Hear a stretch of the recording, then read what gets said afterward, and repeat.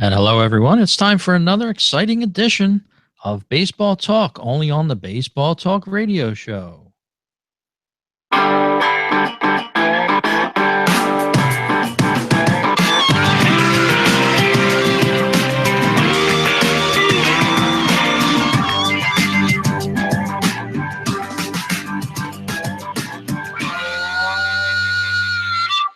And hello, everyone. It's time for the Baseball Talk radio show. As we said, my name is Rich. And I'm Gary. As soon as I can find my picture, there we go.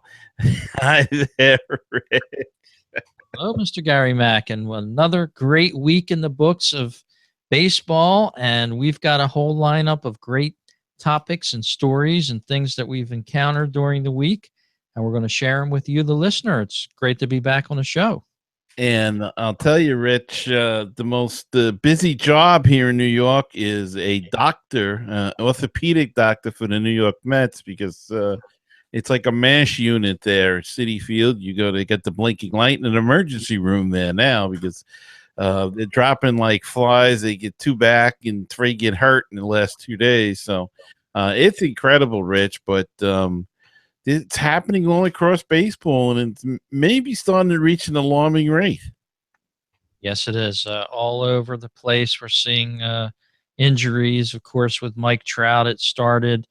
And we talked a little bit about that last week with the way he was sliding and all, sort of invited that injury a little bit. But yeah, across the Major League Baseball, we're seeing injuries pile up. And God, this weekend, it's even Father's Day. So I want to take the time out and wish all of our listeners a happy Father's Day. If you're dad out there and want to wish you a happy Father's Day as well, Gary Mack. Well, thank you. The same to you, Rich. And I echo your thoughts to everybody. And you got an early present. You went to the ball game.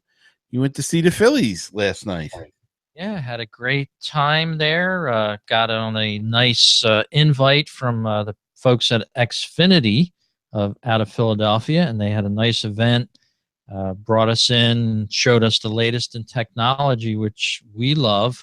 We're all about technology here on the Baseball Talk Radio Show. So we saw some of the new items that they have and what's coming up next for them.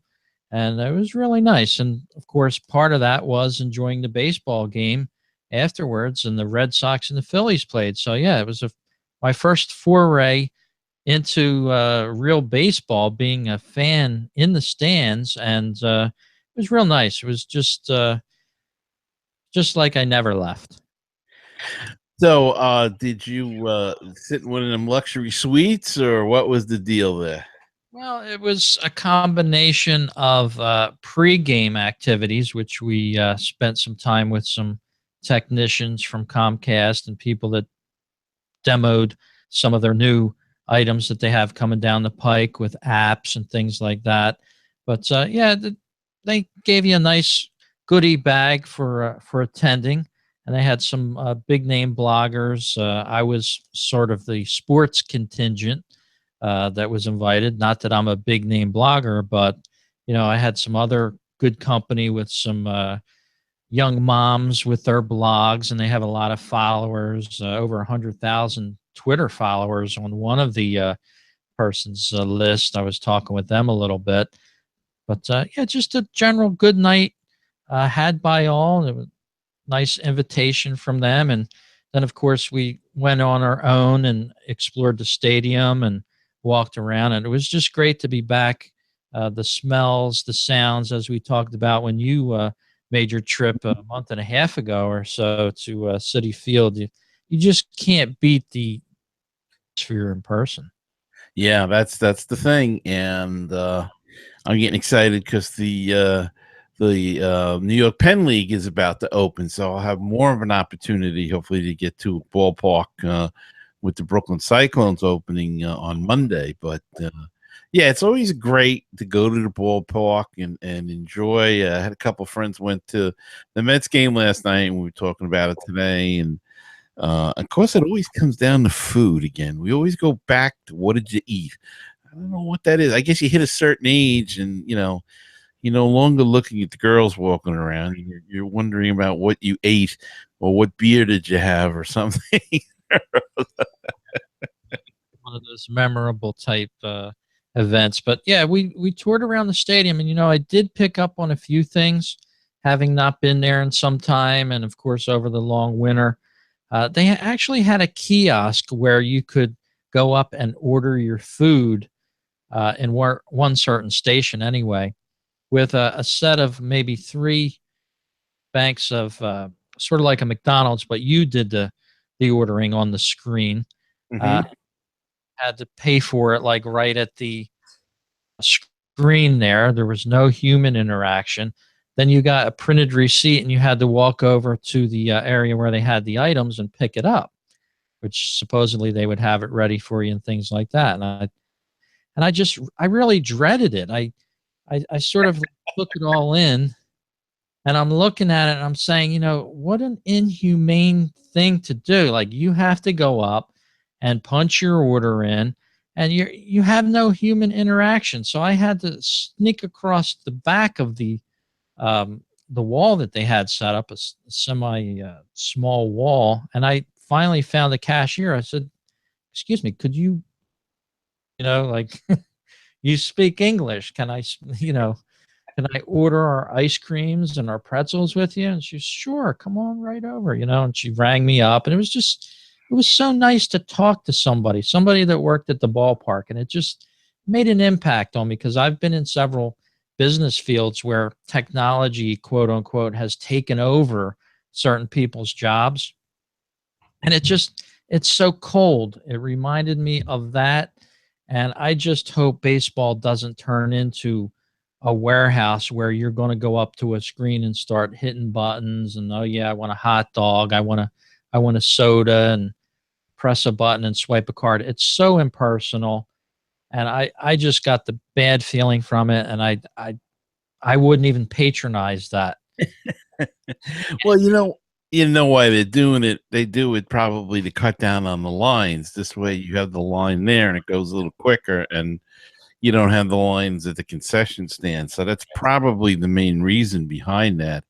In St. Louis, they do it too with beer. You don't even have to go to a beer vendor. They have a machine that you put in your money, your credit card, whatever, and I don't know how it works with the cup. Whether the cup pops up, you put what size you want, and it'll fill it exactly.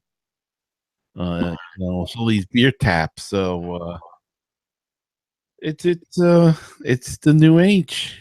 Yeah, I can almost kind of see that. That might be a fad with certain people, but it really didn't cut down on the line. There was a few people that happened to be there the same time we were, and one of the kiosks just happened not to work. And there was three kiosks there, but there's 12 people in line. Now all of a sudden you have six people in the kiosk line that didn't work. Now they want to try to go in and horn in on one of the other two sides of the kiosk. You have three screens there. So then what do you do? It becomes where the old system, where you went into one area, you picked what you wanted. You basically went, you grabbed your own pretzel, you grabbed your hot dog, or somebody got it for you. Yes. Cross, and somebody rang you up. It's very simple. But I just, that use of technology, and it sort of reminded me a little bit about other avenues of baseball that we're not very in favor of with technology. The calls at first, the plays that are held up now for 10 minutes while they're trying to make an answer out of New York, and make phone calls from the umpire, as you suggested. There might be an easier way to do it, but it's just technology creeping into baseball in the wrong ways, I think. It's coming. I even read an article the other day and then realized it was about 6 years old, the article, or 8 years old, actually. But they were talking about getting analytics to tell when somebody was going to get injured, because there was such a proliferation of injuries that they wanted to predict when somebody might get injured. Now, I don't know how that would help you. Would they not play you that day? Or so does that mean you're not going to get injured the next day? I mean, it's kind of crazy, but and I don't know how you would prevent it. I guess you could plan better for it if you knew or had a rough idea. But yeah, it seems that I bet you there's some analytics that were done that a kiosk would get the food out quicker and make it easier and less cost because they don't have to hire a couple of people. Perhaps the people they hire, instead of taking an order and taking your money, can just be preparing your order, and that's probably why they're doing it. Yeah, exactly. I mean, I am not anti-technology, don't get me wrong, but this sort of struck me as odd. I do like the apps where you would sit back in your chair at the stadium and you can order over your phone, that sort of thing, and then somebody can bring it to you. That sort of a situation. But this just didn't rub me the right way for some reason. I was like looking at it from a distance, then I went up and I was going to try it. And I just stepped out of the line and went to a real person, quote unquote, and they took care of us with a pleasure, and it was a pleasure to speak with them and interact with them. That's my main issue, to have somebody at the ballpark that you're interacting with, not just a touch screen. It's very impersonal.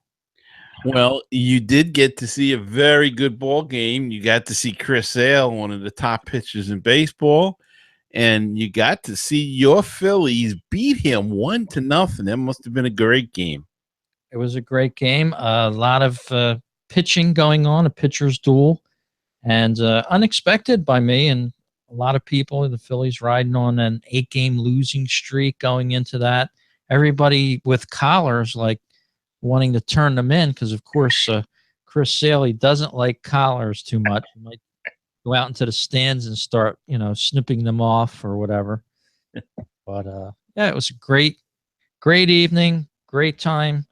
Uh, just so relaxing when you get at the ballpark. Sometimes it puts you in a different dimension, different state of mind. As long as you get there early, there's nothing like having to rush to the ballpark and then you're trying to get to your seat and the game's going. And God, I hate that.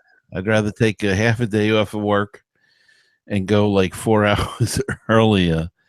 That's to me is the way to enjoy it. The other way, no, I do not want to get there late.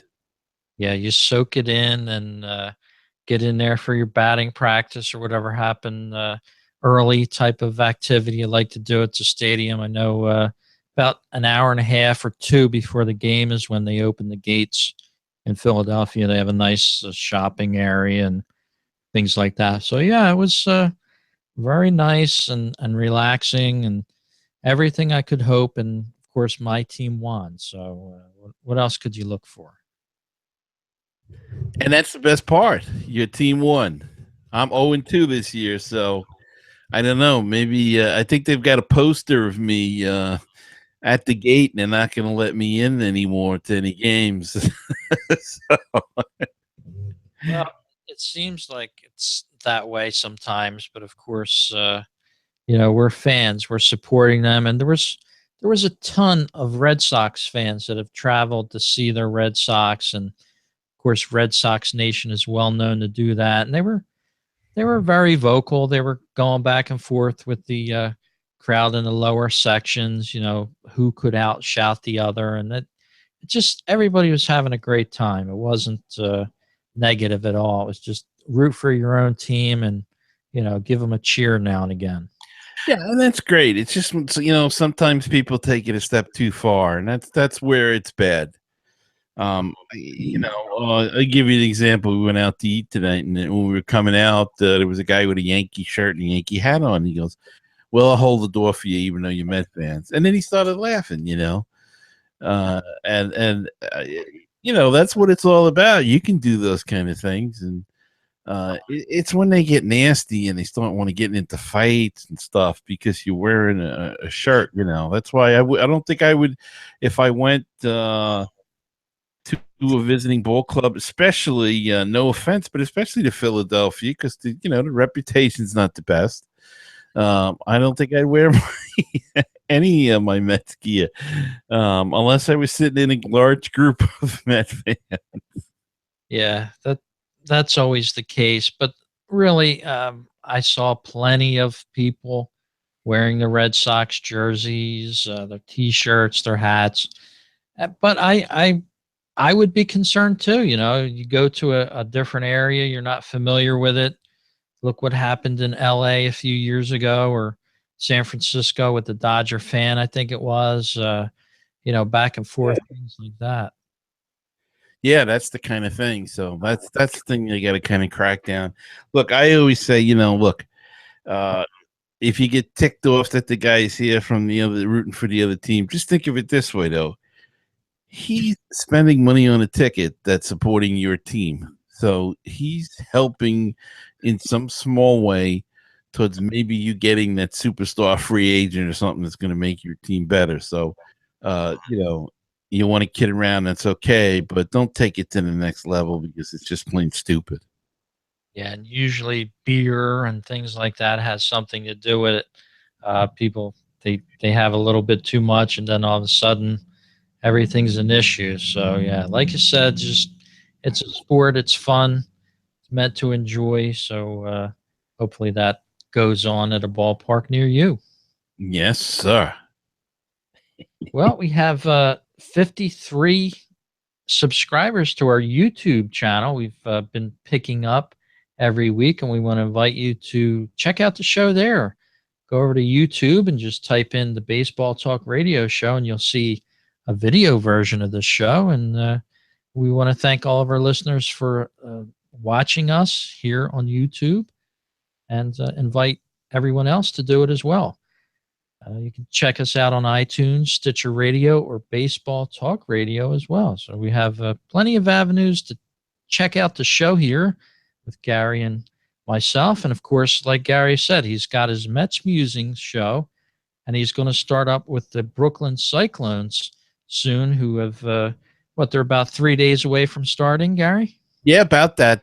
Monday, they open up in Staten Island. Well, the whole New York Penn League opens up on Monday. So the Cyclones will open up on the road in Staten Island against the Staten Island Yankees, and then they will come home on Tuesday night against those same Staten Island Yankees. Kind of a tradition the way they do it. They just flip-flop every year. So they'll be kicking off, and that'll mean more work for me, but that's okay. That's awesome. That's what we live for. This baseball, and I think I'm on vacation next week, but I think I might try to get out to a minor league park and just take in the different scenes that they have to offer. It's always a fun time, and they're really out to get your business at a minor league team. They want to give you your money's worth for the most part. And you usually leave a happy camper if you're a baseball fan. So, yeah, I think I'll check out a little minor league ball on my vacation. Yeah, it's very geared to the family and kids. And one thing I have noticed is that the major league ballparks now are starting to do a lot more stuff between innings. You never had anything between innings. It used to be the minor league ballpark because they wanted to keep your attention on the team and promote the team. So they have something every half inning in the minor league ballpark. And now I noticed a lot of the major league ballparks. I noticed, I should say, at Citi Field, that the Mets are doing the same kind of thing. There's always something between innings now, where in the past they would, there'd be an announcement or they'd show some commercial on the big screen or something. But now it's more interactive activities, trivia contest with a fan in the seat, a kid's race to steal a base and make it back in a certain time. They have a little wiffle ball court for kids, and if you hit so many home runs, they're keeping track all year and everything in a minute or whatever it is, 2 minutes or something. So there's something going on now in between in the major league ballparks, and really that has come from minor league baseball. Yeah, it has. They do not do that as much in Philadelphia. They'll have the between innings music and maybe put his cam or the bongo cam, things like that. Right. love those ideas that you just said. I would think that would go over well.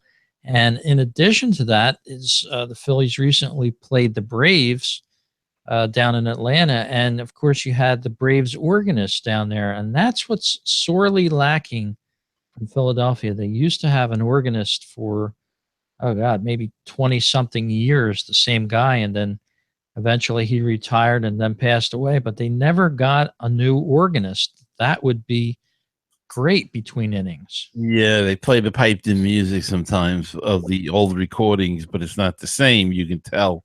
But now in Philadelphia, do they have the, Milwaukee has the sausage races. Washington has the president's races. There's other teams that have things. Does Philadelphia have anything like that? They don't, but they really could do something like that. You could have like Ben Franklin and, people that are associated with Philadelphia, maybe the Liberty Bell, a character as a Liberty Bell or something running out there. So that's another great idea. That's a great idea. Yeah. The Yeah. Founding Fathers race. Yeah, there you go. Yeah. That's a good one. Hancock, Thomas Jefferson, John Adams. We're giving away these great ideas. We for free. Baseball. If you're listening, Major League Baseball, you want to, throw us a bone, give us a employment. I don't think we'd argue with you.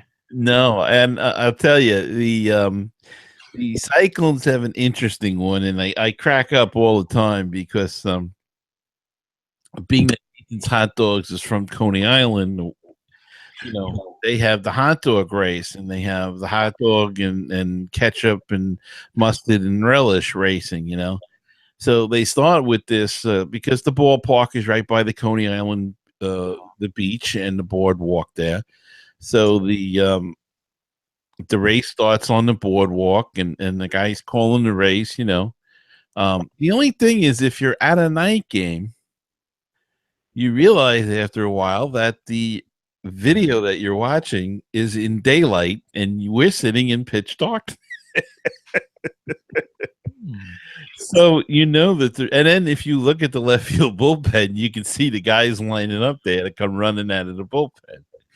But it's an illusion that it is funny how they do it, and then they'll open up the bullpen gate and they'll come running out like they've been running from from the boardwalk and come in and finish the race, and it's always pretty funny. And and they just added that on. They used to just do the race, and I guess it wasn't good enough, so they added on this whole. They started on the boardwalk, and they're cutting down Neptune Avenue and entering into the ballpark.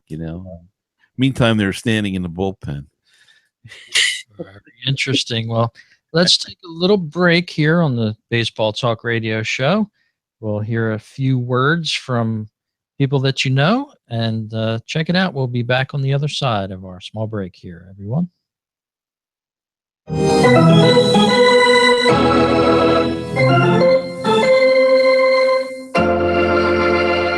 We'd love to hear your comments. Please send your emails to talk@mlbthisweek.com. You can reach Gary at baseballtalkradio.com, or me, Rich at baseballtalkradio.com. We'd love to hear your comments, so send them in. Subscribe to the Baseball Talk Radio Show on Stitcher Radio, iTunes, or Podomatic.com. This way, you'll never miss an episode. Gary, I think I'm going to go over to baseballtalkradio.com and listen to all the baseball talk shows there. Do you think I can cram it all in on a weekend? No, I don't think so. It's going to take you quite some time, but there's a little bit of everything there. Cover most of the teams, and Japanese baseball, fantasy baseball, all there at baseballtalkradio.com, the home of great baseball talk shows. And go check it out. It's a great place. And if you'd like to help us out a little bit, you can go to patreon.com, become a sponsor of the show. Help us out. $2 a month, $1 a month, anything you can give it all would be gratefully appreciated, and help us do more of this kind of thing, the video, and expand our capabilities, and maybe some on the road surprises in the summertime. So that's patreon.com/baseball talk. Give whatever you can. We greatly appreciate it. And this is the time of the year, the spirit of giving is strong with everyone. So please go and help us out. You're listening to baseballpodcasts.net. Wouldn't it be great if you could get a PhD in life through baseball? Welcome to Baseball PhD, a tour company for your brain. 30 major league teams, 100 places to see. Let's touch them all as we make the road trip of a lifetime.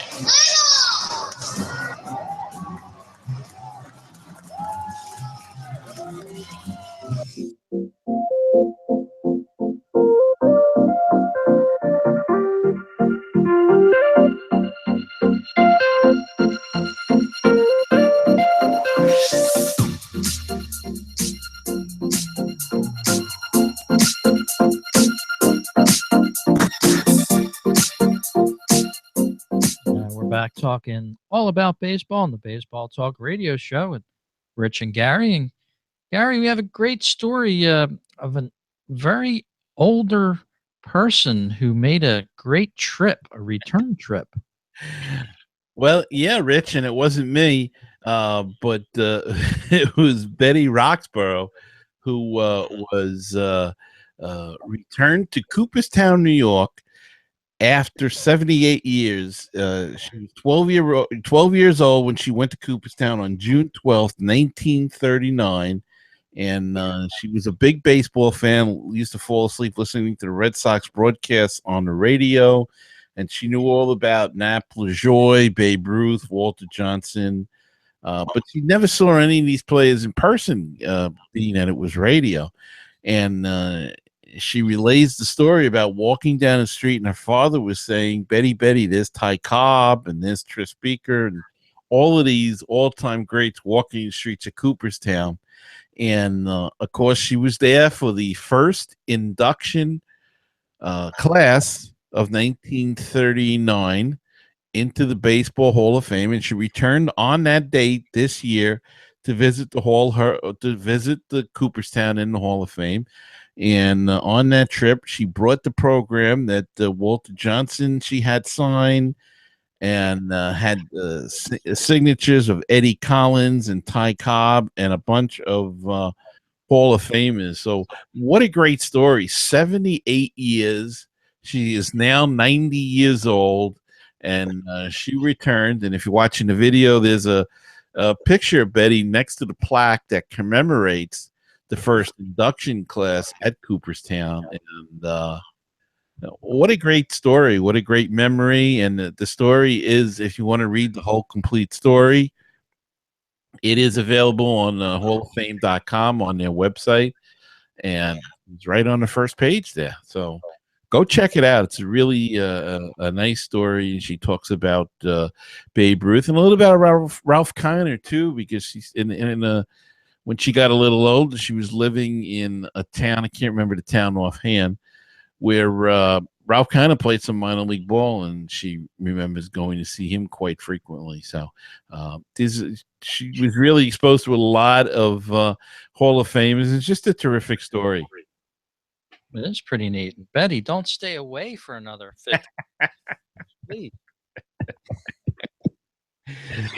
Well, it was like 50 years before I went, but I wasn't there for anything big either time. So Yeah. they're not going to invite me back for anything. But Time's flying, but geez. it does go fast, and you don't really realize it until it occurs. It was strange for me to be standing there after that long a time and to think, oh my God, could it really have been that amount of time? Because when we were kids, that amount of time, wow, you were like 200 years old then, Yeah. And here I was involved in the same thing, you might say. Well, here's a sort of a story in contrast. In the minor league baseball, as we were saying, earlier in the show. Of course, we love it. There's great promotions for the most part. There's also some oddball promotions, and I think this would kind of fall under that category. The Jacksonville Jumbo Shrimp. What a name of a baseball. Love that name. Celebrating Father's Day with a promotion this year. And believe it or not, they're going to hand out free pregnancy tests. I think this is the limit of good taste, really. Now, does the team have the logo on the tester? And that's the thing. I don't think they even do, but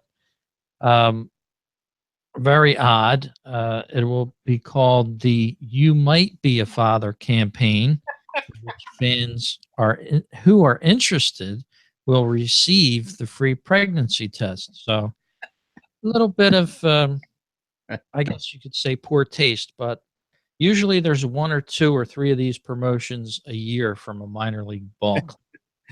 Gotta admit, though, it's pretty ingenious and original. It is. It is. It's very original. They do get some press out of it, of course, and that's what they're after. But yeah, a little bit not the best of taste there. No. So go over the Jacksonville Jumbo Shrimp game if you want to get that promotional item. But around the league, Gary, there's nice giveaways generally on Father's Day. You either get a hat. Mm-hmm. The Phillies this year are actually going full-fledged. You're going to get a nice Hawaiian shirt. Wow. You show up on Sunday, the Father's Day celebration, and every year they change it. But around the league, it changes quite a bit, and they generally hand out some nice gifts for the dads out there. Sounds great. I like that Hawaiian shirt deal. Nice. Well, why don't we skip over and start talking about some of the leaders in the different leagues? And are you ready to go with the American League? Sure. Well, we've got the Yankees are keeping their lead in the East. They've got a 2-game lead now over the Boston Red Sox, even though they lost their last 3. Boston has lost their last game, and Tampa Bay's lost their last 2. They're 5.5 out, and Baltimore's still in it. They're all still in it. Toronto's in last, tied with Baltimore, who's gone from first to last in that division, but they're only 6.5 games out, so that's still a doable amount. Surprisingly enough, Rich, the Minnesota Twins are still hanging in first place in the Central. They're 34-29. They've got a 2-game lead over the Cleveland Indians, who are 32-31, and a 4-game lead over Detroit and Kansas City, who snuck up there, even though they're both below 500. And of course, the West is, I think it's safe to say that division's over. Let's just call it. Houston's got an 11.5 game lead over the LA Angels, who are at 500. And, Rich, I'm looking at this and really for the first time, really looking at it, and the amount of teams that are under 500 at this point in the season is truly amazing. And I don't think it's any better in the National League. It's just amazing to me the amount of teams that are under the 500 mark. Yeah, and it's the few teams that are really squirreling away the wins. As you said, the Houston Astros practically running away with the AL West. Over in the NL West, we'll jump over to the West Coast. It's the Rockies that are sort of riding that wave, a similar wave of the Astros. They're 43-26, 7-3 in their last 10. They have a good company, though. The Diamondbacks are 41-26, as are the LA Dodgers. So the NL West is the tightest group of teams together. There are 3 teams just virtually neck and neck with one another. And then you have San Diego, which is 15 games back, following the pack there. But skipping over to the Central, it's Milwaukee still holding that lead in the Central, although the Cubs have crept up a little bit. They take 2 steps up and 1 step back. Just when they start playing well, then they'll start losing again. So the Cubbies, not very much like they were last year so far this year, but skipping over to the East Coast and the East portion of the National League, it's the Washington Nationals, 40-26, followed by the Mets. As you said, they're under 500. A bunch of teams fall into that category, including the Cubs. So, and it's early yet. So if they can turn things around, they're close to the hunt. They're not far out like, say, a Reds team or the Phillies, for that matter, or even the Braves, who are 10.5 out. So there you have your look at your teams leading. Want to know who your favorite team is? So why don't you send us an email? Tell us who you like and tell us when you went to see them. You know, we'd love to share your baseball story with our listeners. And what the heck? Tell us what you ate. If you had something special at the ballpark, let us know about it. We can let our listeners know, and we think it would be a great thing. So send us an email in. And Gary, our last story were saved for, something that should be saved for last, probably. And that was a terrible tragedy that happened down in Alexandria, Virginia, a few days ago during the week. What a terrible thing. Yes, it was, Rich. Didn't even know this, but the Democrats and Republicans in Congress every year have a charity baseball game, and they've been doing it, I think, since 1909 or something. I may have the year wrong on that, but they've been doing it in a number of years. Of course, they've missed some due to war and whatnot, but every year they have this game, and a bunch of Republican congressmen were practicing in Alexandria, Virginia, as you said, and some nut job opened fire and shot and wounded Representative Scalise. I think it's Stephen Scalise, and he is, last I heard, he was in critical condition. He had 3 surgeries already. He got hit in the legs, tried to crawl out to the outfield. Luckily, because of his position, he is the House Majority Whip. So he has a detail of 2, I believe it is, police officers with him at all times. And luckily for all the other congressmen that were there, he was there, because without that, they would have had no detail. These police were able to pull their weapons, and in the line of duty, they were also wounded, and they were able to shoot this attacker and kill him. But had he not been there, and there was no bodyguards or police, whatever you wish to call them, it would have been a massacre. It would have been he would have walked right into the field. They all ran into the dugout. He could have just mowed them down right in that dugout, and it would have been a bloodbath. And